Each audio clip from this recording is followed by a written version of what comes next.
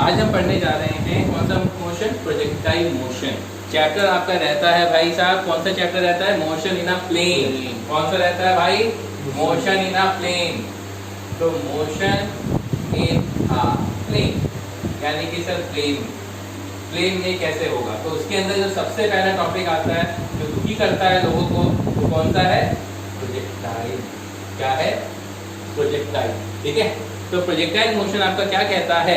देखो ध्यान से वाली बात आती है, जब भी कोई ऑब्जेक्ट को, जब भी किसी ऑब्जेक्ट को आप फेंकोगे, ठीक है, मान लो किसी हाइट से फेंक रहे हो, मान लो बिल्डिंग में, ठीक है, राइट, मान लो उनेजा ने बैठी, ऊपर बैठी, अच्छा भाई, और ऊपर से उसने बॉल फेंक दी, ठीक है, तो कैसे जाएगी? ऐसे जाएगी नहीं जाएगी? राइट, जाएगी नहीं जाएगी? जाएगी नहीं जाएगी या नहीं? बात मानते हो? तो जब आपका कोई ऑब्जेक्ट यहाँ से जब यहाँ जाता है तो ये कैसा मोशन हो रहा है सर? प्रोजेक्टाइल मोशन हो रहा है। हो रहा है? अच्छा, अब ये कि बताओ, यानी कि सर यहाँ पर दो तरह की वेलोसिटीज भी हो रही है। कौन कौन सी सर? हॉरिजॉन्टल वेलोसिटी, ठीक है, और कौन सी वेलोसिटी हो रही है? वर्टिकल वेलोसिटी भी हो रही है सर। हो रही है क्या नहीं? वर्टिकल वेलोसिटी भी हो रही है। अच्छा जी, तो अब मुझे जरा ये बताओ, जैसे जैसे मोशन ऊपर से नीचे आता है, एक चीज हमेशा कांस्टेंट रहती है, वो है हॉरिजॉन्टल वेलोसिटी। कौन सी वेलोसिटी? हॉरिजॉन्टल। बिल्कुल सही। हॉरिजॉन्टल वेलोसिटी अगर क्या रहती है? कांस्टेंट अगर रहती है तो सर डेफिनेटली एक्सीलरेशन तो जीरो होगा नहीं होगा? तो अगर हॉरिजॉन्टल वेलोसिटी यानी कि जो रहती है कांस्टेंट, राइट, अगर हम ले लेते हैं इसको u, right, it's also equal to ux, तो अगर वो कांस्टेंट है तो सर एक्सीलरेशन क्या रहेगा आपका? जीरो रहेगा। और अगर आप वर्टिकल मोशन की मैं बात करूं तो सर ऑब्जेक्ट को मैं ऐसे फेंक रहा हूं तो definitely sir uy will be zero, uy will be zero, है ना? मानते हो? अगर ऑब्जेक्ट को मैं ऐसे फेंक रहा हूं, इनिशियल वर्टिकल वेलोसिटी तो विल बी जीरो होगी ना, तो इनिशियल वर्टिकल वेलोसिटी जीरो होगी, लेकिन हाँ फाइनल वेलोसिटी कुछ ना कुछ होगी, वो हमें अभी नहीं पता, ठीक है। तो अब मानते हैं, अब let us assume after time t, कुछ समय के बाद डेफिनेटली इसने हॉरिजॉन्टल डिस्टेंस x ट्रेवल कर लिया, ठीक है, और वर्टिकल डिस्टेंस उसने y ट्रेवल कर लिया। क्लियर है?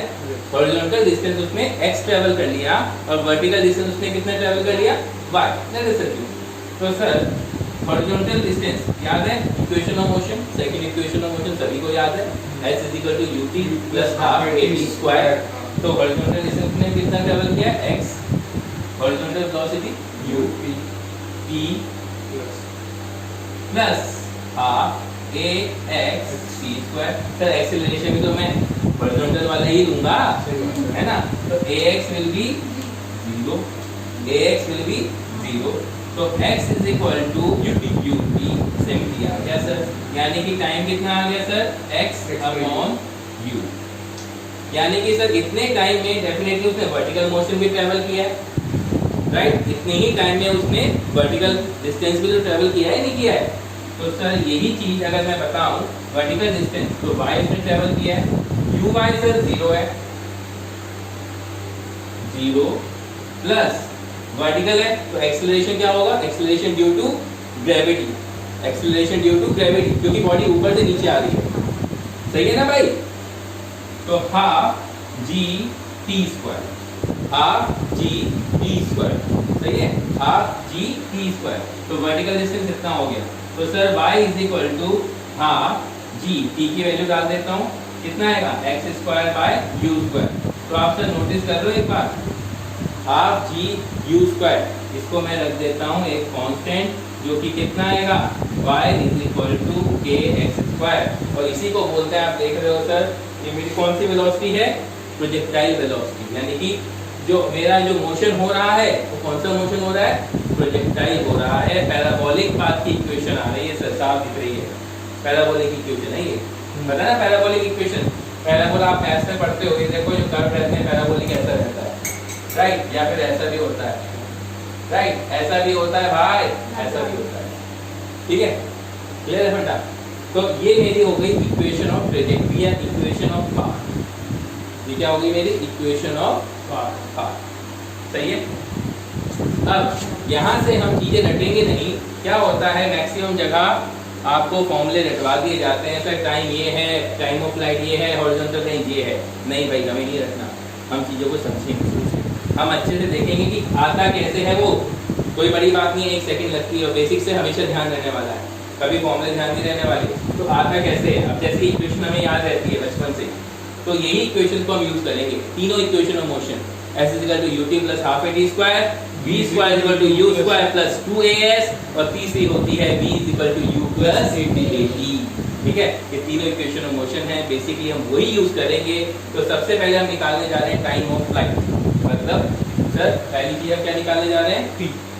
क्या निकालने जा रहे हैं भाई साहब, time of flight. Time of flight. अच्छा तो टाइम ऑफ फ्लाइट इसका मतलब क्या है, कितनी देर तक हमारा ऑब्जेक्ट पहुंचता है जमीन पे, हवा में है। कितनी देर तक हमारा ऑब्जेक्ट हवा में है, सिंपल है ना। टाइम ऑफ फ्लाइट, हवा, फ्लाइट। सही है। तो कितनी देर उसको लग रही है यहाँ से यहाँ तक पहुँचने में, तो वो अब कैसे निकालेंगे। एक चीज हम अगर ऑब्जर्व करें, सर ये हाइट अगर मैं h मानता हूँ, जिस बिल्डिंग से उनेजा ने अभी फेंकी थी, बॉल फेंकी थी ना, तो जिस बिल्डिंग से अभी उनेजा ने बॉल फेंकी थी, तो सर यहाँ से वो यहाँ तक आ रहा है, तो वर्टिकल डिस्टेंस तो 0 हो जा रहा है ना।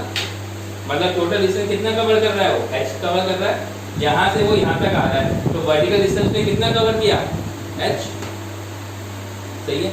वर्टिकल डिस्टेंस ने कितना कवर किया, यहाँ से यहाँ तक आने में h।